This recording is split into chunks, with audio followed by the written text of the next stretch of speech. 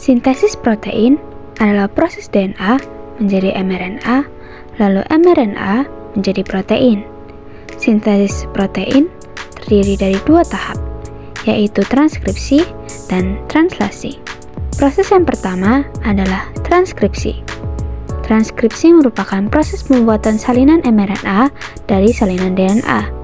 Transkripsi terjadi di dalam nukleus. Ada 3 tahapan yang terjadi di transkripsi, yaitu inisiasi, elongasi, dan terminasi. Saat terjadi proses transkripsi, DNA yang terkandung dalam nukleus akan dihampiri oleh RNA polimerase. Inisiasi terjadi ketika RNA polimerase melekat pada daerah promotor gen. Pada saat itu, RNA polimerase akan mulai membentuk mRNA melalui cetakan RNA template. Ada hal yang perlu diingat, yaitu adenin pada DNA akan berpasangan dengan urasil pada mRNA. Timin pada DNA akan berpasangan dengan adenin pada mRNA. Guanin pada DNA akan berpasangan dengan sitosin pada mRNA. Sitosin pada DNA akan berpasangan dengan guanin pada mRNA.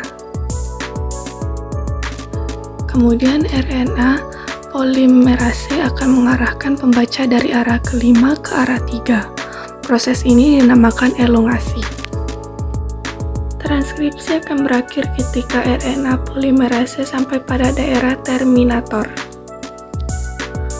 mRNA yang terbentuk mengandung urutan 3 basa nitrogen yang dikenal dengan kodon. Selanjutnya, mRNA akan meninggalkan nukleus melalui pori-pori nukleus menuju sitoplasma untuk melakukan translasi. Yang kedua adalah translasi. Translasi merupakan proses penerjemahan mRNA menjadi protein.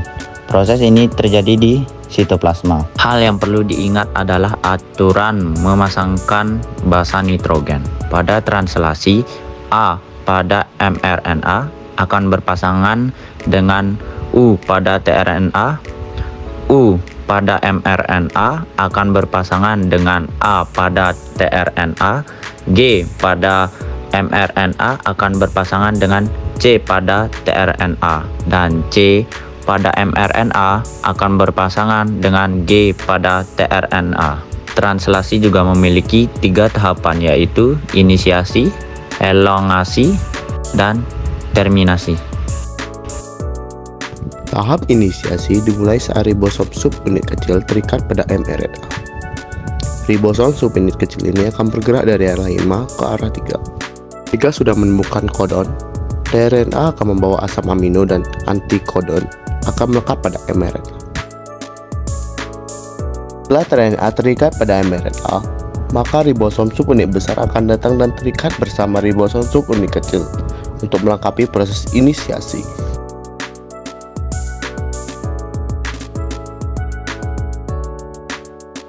Ribosom subunit besar memiliki 3 daerah, yaitu daerah A, daerah B, dan daerah E.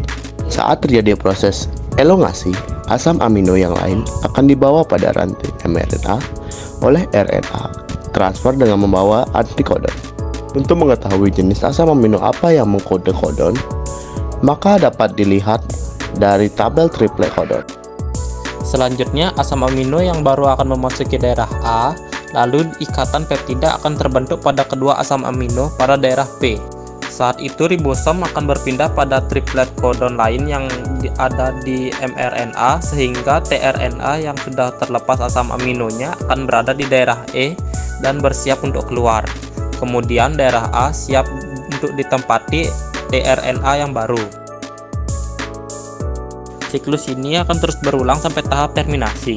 Terminasi terjadi ketika salah satu dari 3 stop kodon berada di daerah A. Kodon ini dikenali oleh protein yang dikenal sebagai release vector. Saat release vector memasuki daerah A, maka secara otomatis polipeptida akan terlepas dari ribosom dan ribosom pun akan terpisah dan bersiap melakukan translasi yang baru.